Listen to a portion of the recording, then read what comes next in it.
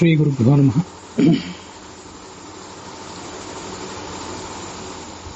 ಮಹಾಭಾರತ ಪ್ರವಚನ ಸರಣಿಯ 1171ನೆಯ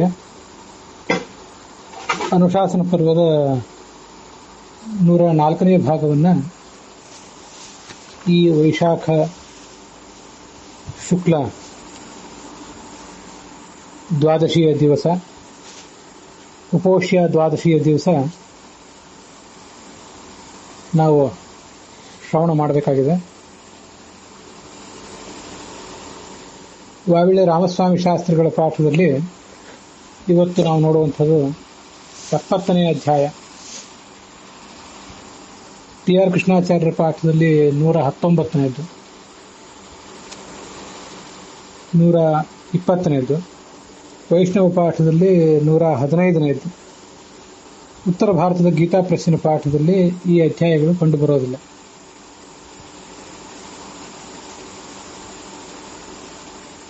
ಮಾರ್ತಾಂಡ, ಸುರಭಿ ಇವರ ದಾಂಪತ್ಯದ ಕಥೆಯನ್ನು ಕಳೆದ ದಿವಸ ನೋಡಿದೆವು. ಸುರಭಿಯಲ್ಲಿ ಅನೇಕ ಜನ ದೇವತೆಗಳು ಪ್ರವೇಶಿಸಿದ್ದು, ಜಗತ್ತಿಗೆ ಆಕೆ ತಾಯಿಯಾದದ್ದು, ಇದೆಲ್ಲವನ್ನು ಕೂಡ ನೋಡಿದ್ದೇವೆ.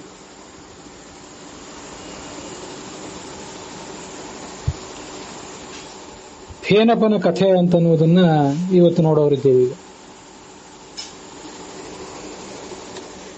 ಯುಧಿಷ್ಠಿರ ಕೇಳ್ತಾನೆ, ಫೇನಪ ಅನ್ನುವನ ಬಗ್ಗೆ ನಾನು ಸ್ವಲ್ಪ ಕೇಳಿದ್ದೇನೆ.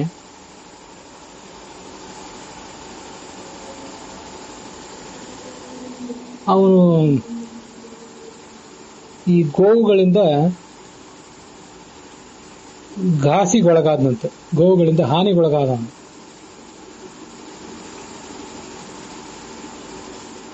ಮತ್ತೆ ತನ್ನ ಪ್ರಾಣವನ್ನು ಪಡ್ಕೊಂಡ, ಗೋಲೋಕಕ್ಕೆ ಹೋದ. ಇದನ್ನೆಲ್ಲ ಕೇಳ್ತೇವೆ.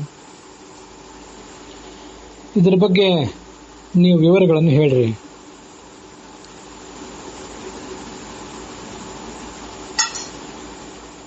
ವಿರುದ್ಧೋ ಮಾನುಷೇ ಲೋಕೆ ತಥಾ ಸಮಯವರ್ತ್ಮಸು ಋತೆ ದೈವಂ ಹಿ ದುಷ್ಪ್ರಾಪಂ ಮಾನುಷೇಷು ವಿಶೇಷತಃ.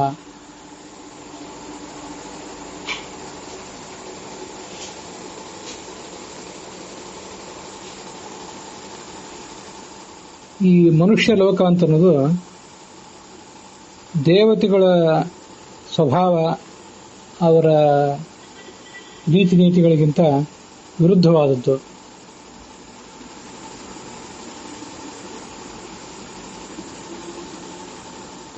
ಸಮಯ ವರ್ತಮಸು, ಅಲ್ಲಿರುವಂತಹ ನಿಬಂಧನೆಗಳು, ಅಲ್ಲಿರುವಂತಹ ಮಾರ್ಗಗಳು ಎಲ್ಲವೂ ಭಿನ್ನವೇ.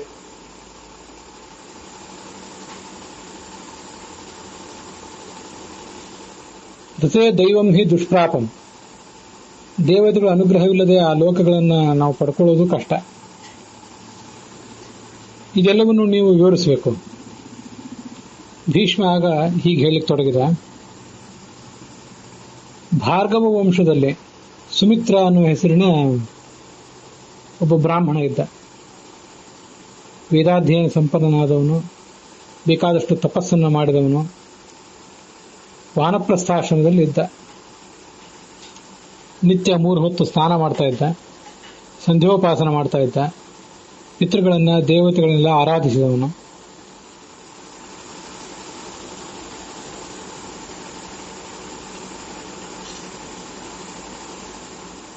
ಪ್ರಾಣಸಂಧಾರಣಾರ್ಥಂಚ ಯತ್ಕಿಂಚಿತ್ ಉಪಹಾರಂ, ಕೇವಲ ಬದುಕಿರುವುದಕ್ಕಾಗಿ ಕೆಲವು ಸ್ವಲ್ಪ ಮಟ್ಟಿನ ಆಹಾರವನ್ನು ಸ್ವೀಕಾರ ಮಾಡ್ತಿದ್ದ ಅಷ್ಟೆ.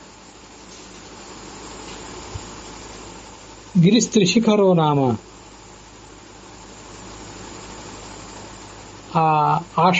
ಅವನ ಆಶ್ರಮ ಎಲ್ಲಿತ್ತು? ಒಂದು ತ್ರಿಶಿಖರ ಅಂತ ಹೆಸರಿನ ಒಂದು ಪರ್ವತ, ಅಲ್ಲೊಂದು ನದಿಯೂ ಕೂಡ ಪ್ರವಹಿಸಿತ್ತು. ಕೂಲಹ ಅಥವಾ ಕಲಹ ಅಂತ ಕೆಲವು ಕಡೆ ಪಾಠ ಇದೆ. ಕೂಲಹ ಅಂದ್ರೆ, ಕೂಲ ಅಂದ್ರೆ ದಡ, ಆ ದಡವನ್ನ ಮೀರಿ ಹರಿಯುವಂಥದ್ದು ಅಂತ ಅದರ ಅರ್ಥ.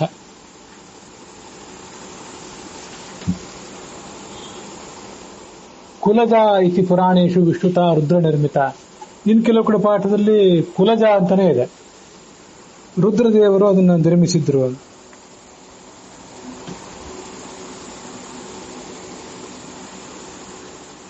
ಅನೇಕ ಹೂವುಗಳು ಬಳ್ಳಿಗಳೆಲ್ಲ ಆ ನದಿ ತೀರದಲ್ಲಿದ್ದವು.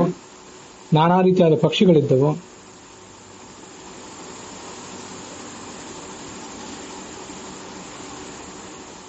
ಯಾವುದೇ ಥರದ ಕ್ರಿಮಿ ಕೀಟಗಳ ಕಾಟ ಇರಲಿಲ್ಲ.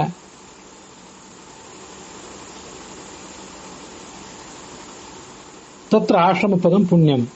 ಈ ಭೃಗು ವಂಶದಲ್ಲಿ ಹುಟ್ಟಿದ ಈತನ ಆಶ್ರಮ ಅಲ್ಲಿತ್ತು.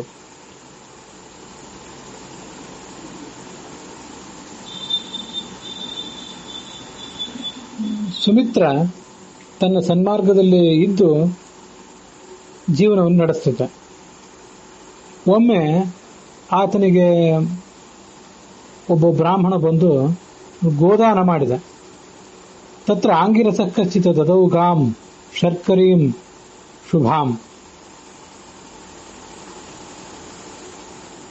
ಅಂಗಿರಸ ಗೋತ್ರದ ಬ್ರಾಹ್ಮಣ ದಾನ ಕೊಟ್ಟವನು. ಇವನು ಭೃಗು ವಂಶದ ಬ್ರಾಹ್ಮಣ. ಶಕ್ವರಿ ಅಂತ ಕೆಲವು ಕಡೆ ಇದೆ, ಶರ್ಕರಿ ಅಂತ ಇನ್ನು ಕೆಲವು ಕಡೆ ಇದೆ. ಅದ್ರ ಬಗ್ಗೆ ಎಲ್ಲ ಹೆಚ್ಚು ನಾವು ಆಲೋಚನೆ ಮಾಡದೇ ಇದ್ರೆ ಒಳ್ಳೆಯದು. ಅದನ್ನು ತೀರ್ಮಾನಿಸುವುದು ಕಷ್ಟ.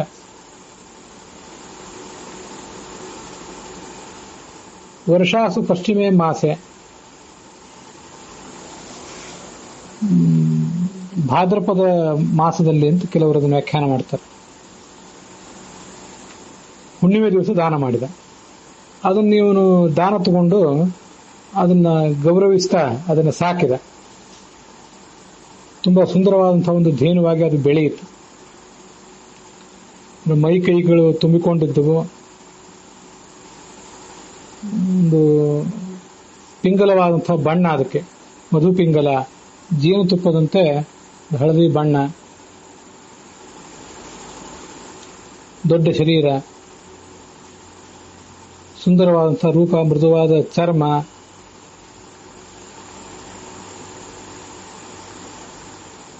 ಪೂರ್ವನತ ಶಂಕುಕರ್ಣಿ ಸುಲೋಚನ, ಅದರ ಗಂಗೆ ದೊಗಲು, ಅದರ ದಂತ, ಇದೆಲ್ಲವೂ ಹೀಗೆ ತುಂಬಾ ಮಂಗಳಮಯವಾಗಿತ್ತು. ಪ್ರಾಜಾಪತ್ಯೈರ್ ಗವಾಂ ನಿತ್ಯಂ ಪ್ರಶಸ್ತೈ ಲಕ್ಷಣೈ ಯುತ. ಎಲ್ಲ ಸುಂದರವಾದಂತಹ ಲಕ್ಷಣಗಳಿಂದ ಕೂಡಿದಂತಹ ಹಸು ಅದು. ಪ್ರಾಜಾಪತ್ಯೈ ಲಕ್ಷಣೈ ಅಂತಿದೆ.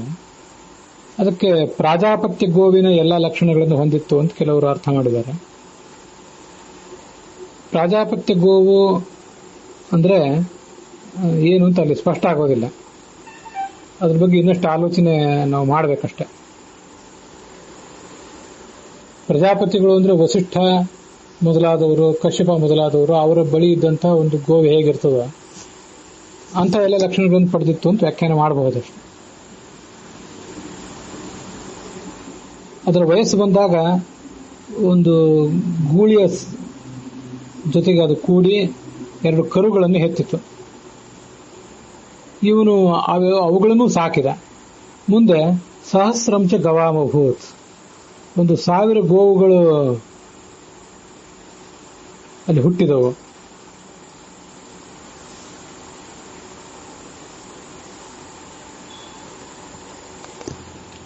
ಮುಂದೆ ಆ ಸಂತಾನ ಬೆಳೆದು ದೊಡ್ಡ ಹಸುಗಳ ಒಂದು ಗುಂಪೆ ಆಯಿತು. ನಾನಾ ಥರದ ಗೋವುಗಳಂತ. ಮೇಘೈರಿವ ನಭಸ್ಥಲಂ, ಆಕಾಶ ಎಲ್ಲ ಮೋಡಗಳಿಂದ ತುಂಬಿ ಹೋಗುವಂತೆ. ಪದ್ಮದ ಬಣ್ಣ ಕೆಲವಕ್ಕೆ, ಮುತ್ತುಗದ ಹೂವಿನ ಬಣ್ಣ ಕೆಲವಕ್ಕಂತೆ, ಬಂಗಾರದ ಬಣ್ಣ ಕೆಲವಕ್ಕೆ, ಚಂದ್ರನಂತೆ ಬಿಳಿಯ ಬಣ್ಣದವು ಕೆಲವು, ಕೆಂಬಣ್ಣದವು ಕೆಲವು, ನೀಲ ಮತ್ತೆ ಕೆಂಬಣ್ಣ 2 ಮಿಶ್ರಿತವಾದಂತಹ ಬಣ್ಣ ಇದ್ದುದು ಕೆಲವು, ಕಪ್ಪು ಬಣ್ಣದ್ದು ಕೆಲವು. ಇವನು ಯಾವತ್ತೂ ಅವುಗಳ ಹಾಲನ್ನು ಕುಡಿತಿರ್ಲಿಲ್ಲ. ಅವುಗಳ ರಕ್ಷಣೆ ಮಾತ್ರ ಮಾಡ್ತಾ ಇದ್ದ, ಅವುಗಳನ್ನು ಕಾಯ್ತಾ ಇದ್ದ. ಕರುಗಳ ಬಾಯಿಯಿಂದ ಒಂದು ನೊರೆ ಏನು ಬರ್ತದೆ, ಆ ನೊರೆಯನ್ನು ಮಾತ್ರ ಆಹಾರವಾಗಿ ಅವನು ಸ್ವೀಕಾರ ಮಾಡ್ತಿದ್ದ. ದೀರ್ಘಕಾಲ ಕಳೆಯಿತು. ಹಸಿವು ಬಾಯಾರಿಕೆ ಎಷ್ಟೇ ಆದರೂ ಹಸುಗಳು ಹಾಲು ಕುಡಿದು ಅದರ ಬಾಯಿಂದ ಏನು ನೊರೆ ಬರ್ತದೆ ಅದನ್ನು ಮಾತ್ರ ತಿಂತಿದ್ನೇ ಹೊರತು ಬೇರೆ ಯಾವ ಆಹಾರವನ್ನು ಹಾಲನ್ನು ಅವನು ಸ್ವೀಕಾರ ಮಾಡ್ತಿರ್ಲಿಲ್ಲ ಅವುಗಳ ಮೂಲಕವಾಗಿ.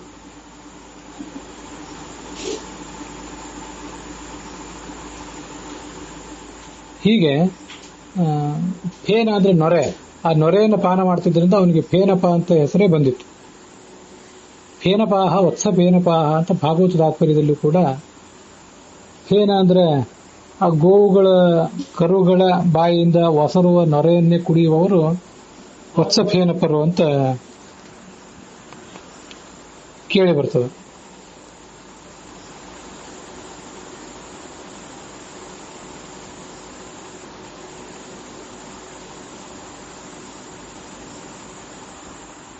ಒಮ್ಮೆ ಈ ಗೋವುಗಳು ಸ್ತ್ರೀ ವೇಷವನ್ನು ಧಾರಣೆ ಮಾಡಿ ಒಂದು ಸರೋವರದಲ್ಲಿ ಹಾಡ್ತಾ ಜಲಕ್ರೀಡೆ ಆಡ್ತಾ ಇದ್ದವು. ಅದನ್ನ ಉಳಿದ ಕೆಲವು ಗೋವುಗಳು ನೋಡಿದವು.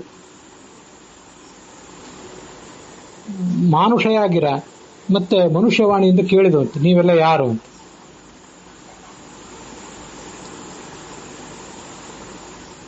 ಅದಕ್ಕೆ ಆ ಮೊದಲನೇ ಗುಂಪಿನ ಗೋವುಗಳು ಹೇಳಿದವು, ನಾವೆಲ್ಲ ಸತ್ಕರ್ಮವನ್ನು ಮಾಡಿದಂಥ ಗೋವುಗಳು, ಸ್ತ್ರೀವೇಷವನ್ನು ಧಾರಣೆ ಮಾಡಿ ಹೀಗೆಲ್ಲ ಸಂಚಾರ ಮಾಡ್ತಾ ಇರ್ತೇವೆ. ಗೋವುಗಳಿಗೆ ಪರದೈವ ಅಂದ್ರೆ ಯಾರು?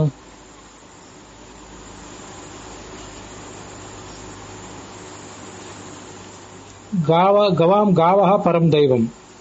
ಗೋವುಗಳಿಗೆ ಗೋವುಗಳೇ ಪರದೈವತೆ.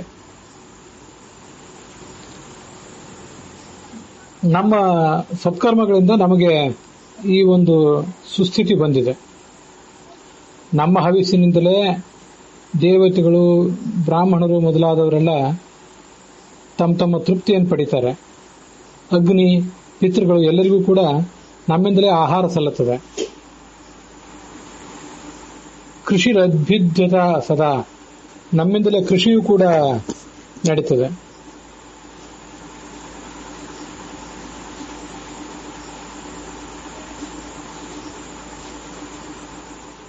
ಗೋವುಗಳು, ನಾವು ಏನು ವೃಷಭಗಳನ್ನು ಹೆತ್ತಿರ್ತೇವೆ ಆ ವೃಷಭಗಳನ್ನೇ ಗಾಡಿಗಳಲ್ಲಿ ಹೂಡ್ತಾರೆ.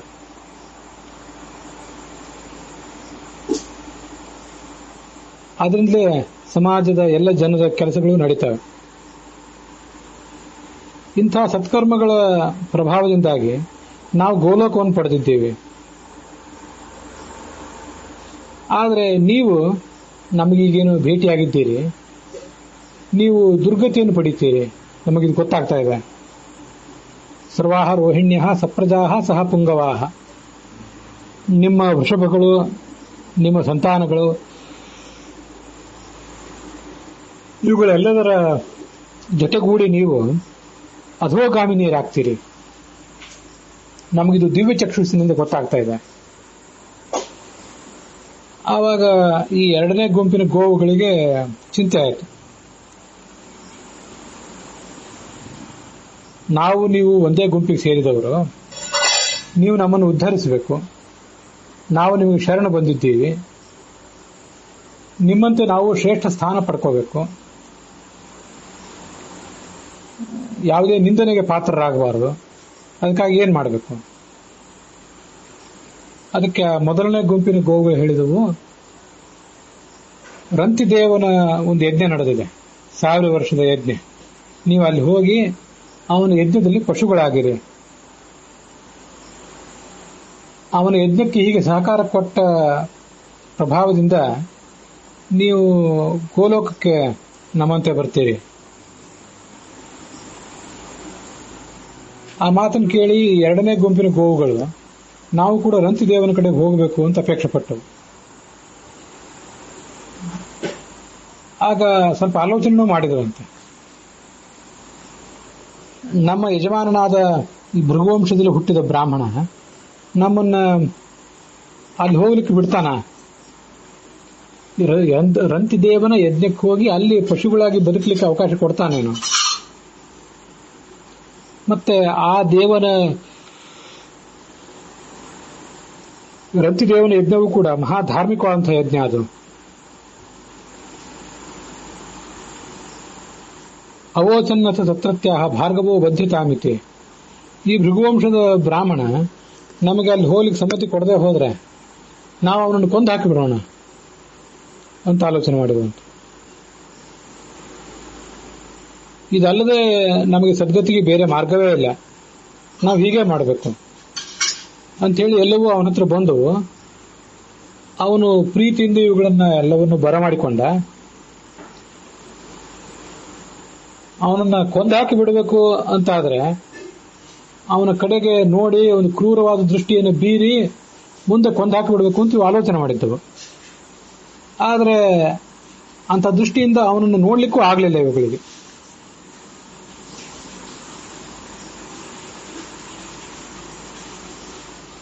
ಆ ಗೋವುಗಳಲ್ಲಿ ಕೆಲವು ಕಪಿಲ ಗೋವುಗಳಿದ್ದವು.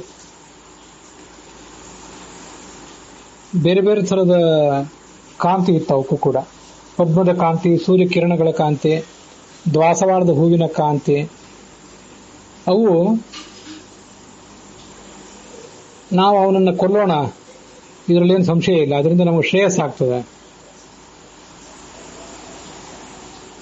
ವಯಂ ಹಿತಂ ವದಿಷ್ಯಾಮಃ ಸುಮಿತ್ರಂ ನಾತ್ರ ಸಂಶಯ ಸುಕೃತಂ ಪೃಷ್ಠತಃ ಕೃತ್ವ. ಅವನು ನಮ್ಮನ್ನು ಇಷ್ಟವರೆಗೆ ಸಾಕಿದ್ದಾನೆ, ಸಲಹಿದ್ದಾನೆ, ಅದನ್ನೆಲ್ಲ ಮರೆತು ನಾವು ಅವನು ಕೊಂದು ಹಾಕೋಣ.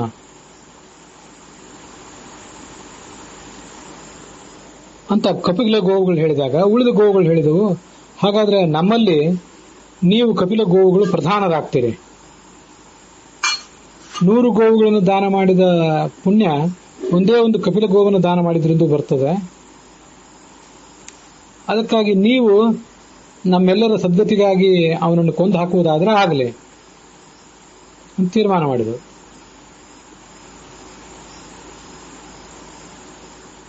ಎಲ್ಲ ಆ ಗೋವುಗಳು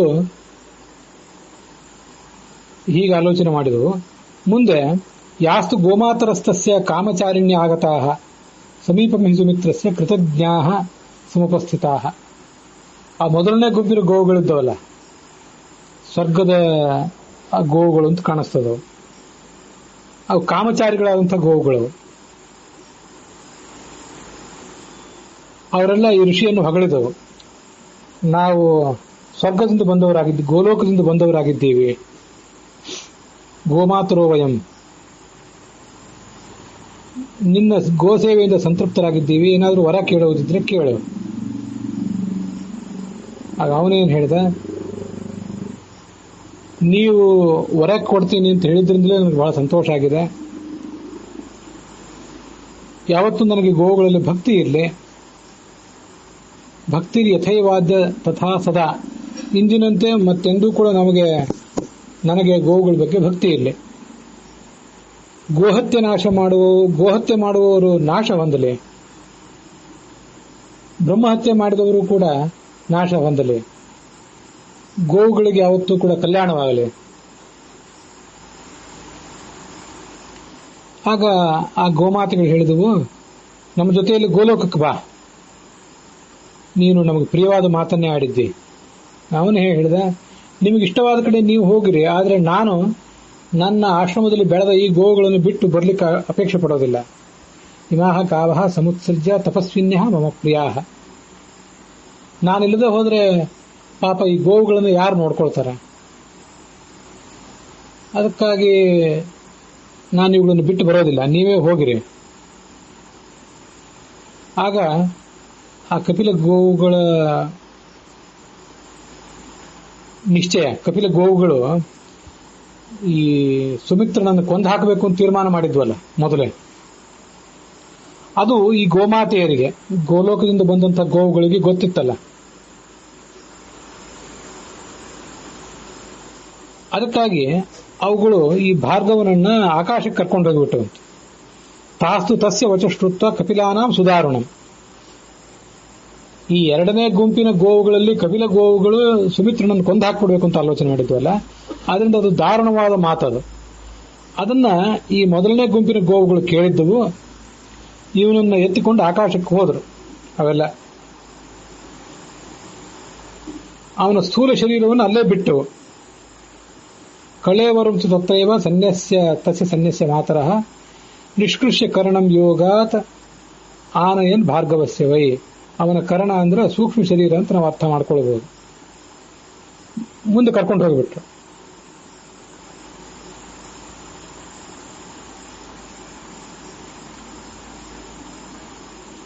ಮುಂದೆ ಅವನಿಗೆ ಎಲ್ಲವನ್ನೂ ಹೇಳಿದುವಂತವು ಆ ಮೊದಲನೇ ಗುಂಪಿನ ಗೋವುಗಳು.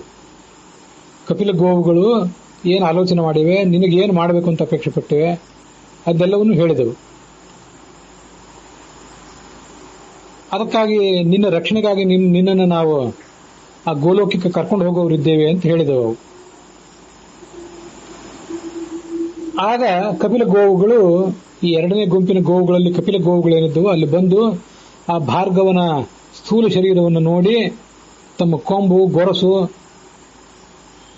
ಕುರೈಹಿಚ ಅಪಿ ಶೃಂಗೈಹಿ ಕುರೈಶ್ಚ ಅಪಿ ಅವಚೂರ್ಣಯನ್, ಅವನ ಶರೀರವನ್ನ ನುಚ್ಚು ನೂರು ಮಾಡಿಬಿಟ್ಟವು.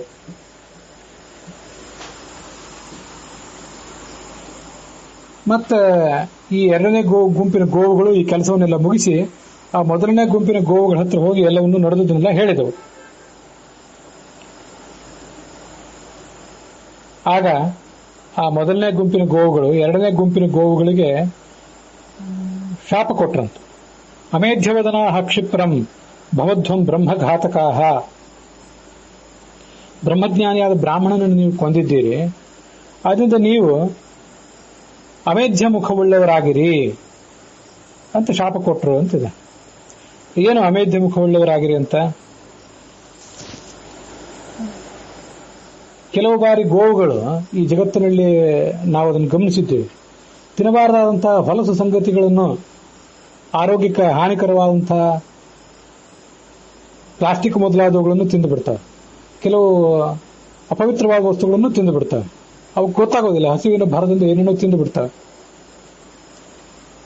ಇದೆಲ್ಲ ಈ ಜಗತ್ತಿನಲ್ಲಿರುವ ಗೋವುಗಳು ಮಾಡುವ ಕೆಲಸ. ಇದು ಆ ಮೊದಲನೇ ಗುಂಪಿನ ಗೋಮಾತೆಯರು, ಗೋಲೋಕಕ್ಕೆ ಸಂಬಂಧಪಟ್ಟ ಗೋಮಾತೆಯರು ಕೊಟ್ಟ ಶಾಪದ ಒಂದು ಪರಿಣಾಮ ಅಂತ ನನಗೆ ಅನಿಸೋದು. ಅದನ್ನು ನಿಮ್ಗೆ ಹೇಳಿದ್ದೇನೆ, ಅದರ ಆಲೋಚನೆಯನ್ನು ನೀವು ಮಾಡಿ ತಿಳಿಸ್ಬೇಕು.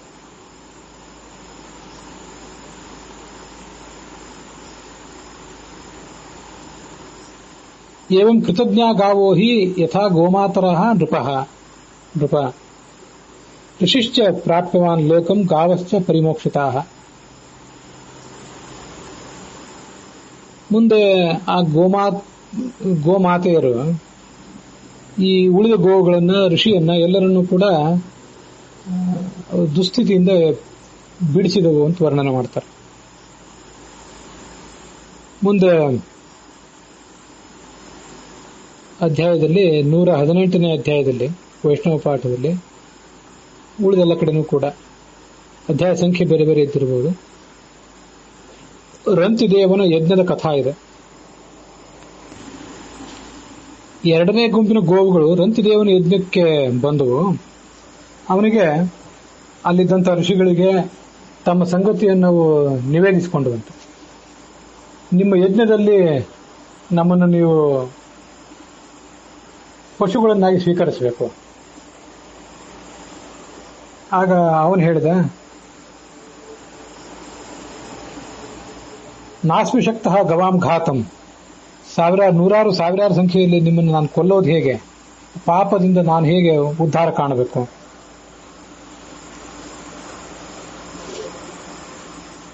ನಿಮ್ಮನ್ನು ಕೊಂದೂ ಕೂಡ ಸದ್ಗತಿಯನ್ನು ಪಡೆಯುವವನು ಯಾರಾದರೂ ಇದ್ರೆ ಈ ಜಗತ್ತಿನಲ್ಲಿ, ನೀವು ಅವನ ಹತ್ರನೇ ಹೋಗಿ. ಆಗ ಗೋವುಗಳು ಹೇಳಿದವು, ಅಂತ ಧರ್ಮಾತ್ಮ ನೀನೇ ಆಗಿದ್ದೀವಿ, ನಾವಾಗಿಯೇ ನಿನ್ನ ಬಳಿಗೆ ಬಂದಿದ್ದೀವಿ. ನೀನು ನಮ್ಮನ್ನು ಯಜ್ಞದಲ್ಲಿ ಪಶುಗಳನ್ನಾಗಿ ಉಪಯೋಗಿಸಬೇಕು. ಆಗ ಅವನಂದ, ನೀವು ನನ್ನ ಯಜ್ಞದಲ್ಲಿ ಪಶುಗಳಾಗಿ ಇರ್ತೀರಿ ಅಂತಾದರೆ ನಾನೊಂದು ನಿಬಂಧನವನ್ನು ನಿಮ್ಮಲ್ಲಿ ಹಾಕ್ತೇನೆ. ಯಾರಾದರೂ ಒಬ್ಬರು ನಿಮ್ಮಲ್ಲಿ ಪಶುತ್ವವನ್ನು ಬಯಸದೆ ಹೋದರೆ, ಅಂದರೆ ಅಕಾಮ ವಿನಿಯುಜ್ಯತೆ, ಯಜ್ಞದಲ್ಲಿ ತನ್ನನ್ನು ತಾನು ಬಲಿ ಕೊಟ್ಕೊಳ್ಳಿಕ್ಕೆ ಆ ಒಂದು ಯಾವುದಾದ್ರೊಂದು ಗೋವಿಗೆ ನಿಮ್ಮಲ್ಲಿ ಇಷ್ಟ ಇಲ್ಲದೆ ಹೋದರೆ, ತನ್ನ ಅನಿಷ್ಟವನ್ನು ಅದು ಸೂಚನೆ ಮಾಡಿದರೆ, ಆವಾಗ ನಾನು ಯಜ್ಞವನ್ನು ನಿಲ್ಲಿಸಿಬಿಡ್ತೇನೆ. ಹಾಗೆ ಆಗಲಿ ಅಂತಂದವು. ಆ ಶಮಿತ್ರಗಳು ಅಂದ್ರೆ ಯಜ್ಞದಲ್ಲಿ ಪಶುವಧೆ ಮಾಡುವವರು ಆ ಗೋವುಗಳನ್ನು ಯಜ್ಞದಲ್ಲಿ ವಿನಿಯೋಗಿಸಿದರು. ಅನೇಕ ವರ್ಷಗಳು ಕಳೆದವು. ದೊಡ್ಡ ಪ್ರಮಾಣದ ಆ ಗೋಹತ್ಯೆ ನಡೆದೇ ಇತ್ತಲ್ಲಿ. ಗೋವುಗಳ ಚರ್ಮದ ರಾಶಿ ದೊಡ್ಡ ಪರ್ವತದಂತೆ ಬಿತ್ತು. ಗೋವುಗಳ ರಕ್ತ ಅದರ ಮೇದಸ್ಸೆಲ್ಲ ಹರಿದು ತತ್ರ ಪ್ರಾವರ್ತತ ನದಿ ಚರ್ಮಣ್ಯಪಿ ಚರ್ಮಣ್ವತಿ ಅಂತ ಭೂಲೋಕದಲ್ಲಿ ಇವತ್ತು ಆ ಚರ್ಮಣ್ವತಿ ನದಿ ಹರಿದಿದೆ. ಒಮ್ಮೆ ಏನಾಯಿತು, ಒಂದು ಹಸು ಈ ಯಜ್ಞದಕ್ಕೆ ಪಶುವಾಗಿ ಹೋಗಬೇಕಾಗಿದ್ದಾಗ ತನ್ನ ಕರುವನ್ನು ಕರೆಯಿತು. ನನ್ನ ಸ್ತನಪಾನ ಮಾಡಬಾ, ಈಗ ಮುಂದೆ ನಾನು ಯಜ್ಞಕ್ಕೆ ಆಹುತಿಯಾಗಿ ಹೋಗೋಳಿದ್ದೇನೆ, ಮುಂದೆ ನಿನಗೆ ಹಾಲು ಕೊಡೋರು ಯಾರು? ಏತೇ ಹ್ಯಾಯಂತಿ ಚಾಂಡಾಲಾಹ ಸಶಸ್ತ್ರಾಮಾಂ ಜಿಗಾಂಸವಃ. ಈ ಚಾಂಡಾಲರು ನನ್ನನ್ನು ಕೊಲ್ಲಬೇಕು ಅಂತ ಶಸ್ತ್ರ ಹಿಡಿದು ಬರ್ತಾ ಇದ್ದಾರೆ. ನೀನು ಬೇಗ ನನ್ನ ಹಾಲು ಕುಡಿದು ನನಗೆ ಮುಂದಿನ ಕರ್ತವ್ಯಕ್ಕೆ ಅನುಕೂಲ ಮಾಡಿಕೊಡು ಅಂತ ಒಂದು ಗೋವು ಹೇಳಿತು. ಅದು ರಂತದೇವನಿಗೆ ಕೇಳಿತು. ಕೂಡಲೇ ಅವನು ಆ ಗೋಸತ್ವವನ್ನು ನಿಲ್ಲಿಸಿಬಿಟ್ಟ. ಉಳಿದ ಗೋವುಗಳೆಲ್ಲ ಹಾಗೆ ಬದುಕಿ ಉಳಿಬೇಕಾಯ್ತು. ಉಳಿದ ಯಜ್ಞದಲ್ಲಿ ಹತವಾದ ಗೋವುಗಳು ಆ ಮಂತ್ರದ ಪ್ರೋಕ್ಷಣೆಯನ್ನು ಪಡ್ಕೊಂಡು ಗೋಲೋಕಕ್ಕೆ ಹೋಗಿ ಸೇರಿದವು. ಮುಂದೆ ಅವನು ಕೂಡ ರಂತಿದೇವನು ಸ್ವರ್ಗಕ್ಕೆ ಹೋದ. ಇಂದ್ರನಿಂದ ಒಂದು ಆಶೀರ್ವಾದವನ್ನು ಪಡೆದ. ಏನಪ್ಪ ಭಾರ್ಗವ ಸ್ವರ್ಗಲೋಕದಲ್ಲಿ ಗೋಲೋಕದಲ್ಲಿ ದೀರ್ಘಕಾಲ ಬದುಕಿದ್ದ. ಅನೇಕ ಗೋವುಗಳು ಈ ಭೂಲೋಕದಲ್ಲಿ ಸಂಚರಿಸಿದವು.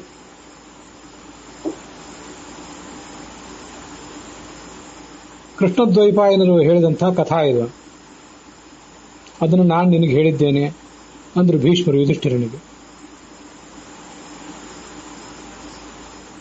ನಾರಾಯಣನು ಕೂಡ ಕೃಷ್ಣಾದಿ ಅವತಾರಗಳನ್ನು ಮಾಡಿದಾಗ, ರಾಮಾದಿ ಅವತಾರಗಳನ್ನು ಮಾಡಿದಾಗ ಗೋಸೇವಾ ಮಾಡಿದ್ದಾರೆ, ಗೋವಿನಲ್ಲಿ ಭಕ್ತಿ ಮಾಡಿದ್ದಾರೆ. ನೀನು ಕೂಡ ಅದರಂತೆ ಮಾಡು.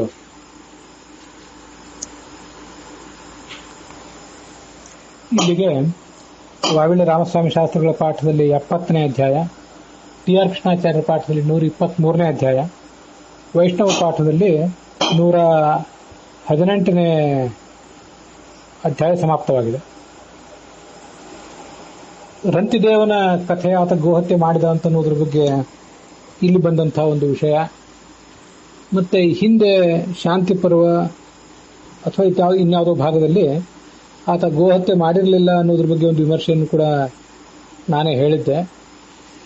ಅದೆಲ್ಲದರ ಮತಿತಾರ್ಥವನ್ನು ನಾವು ಮತ್ತೊಂದು ಬಾರಿ ನೋಡೋಣ. ಈಗ ಇಲ್ಲೇನು ಸಂಗತಿ ಇಷ್ಟು ಬಂದಿದೆ, ಇದನ್ನು ಕೇಳಿ ನಾವು ಶ್ರವಣವನ್ನು ಮುಂದುವರೆಸೋಣ. ಇದೆಲ್ಲದರ ಪೂರ್ಣ ವಿಮರ್ಶೆ ಮಾಡಲಿಕ್ಕೆ ಇನ್ನೂ ಕೂಡ ಅನುಶಾಸನ ಪರ್ವದಲ್ಲಿ ಕೆಲವು ವಿಷಯಗಳು ನಮಗೆ ಅವಕಾಶ ಕೊಡ್ತವೆ. ಆಗ ಅದರ ಭಾಗವನ್ನು ನಾವು ಗಮನಿಸೋಣ. ಇಲ್ಲಿಗೆ ಇವತ್ತಿನ ಈ ಭಾಗ ಸಮಾಪ್ತವಾಗಿದೆ.